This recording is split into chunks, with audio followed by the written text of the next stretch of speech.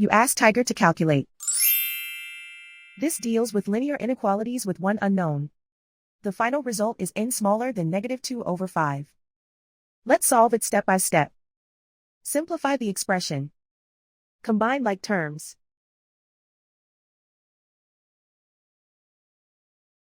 Find the greatest common factor of the numerator and denominator.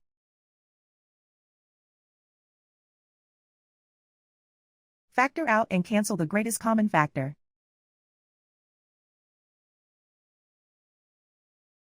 Isolate the n. Multiply both sides by inverse fraction 6/5.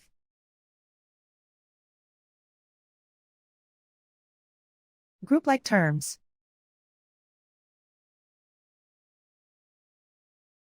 Multiply the coefficients.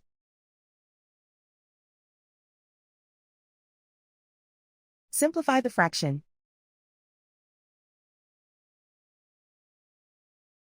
Multiply the fractions.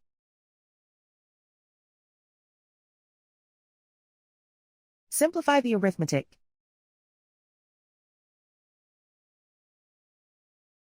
Plot the solution on a coordinate grid. And so the final result is n smaller than -2/5.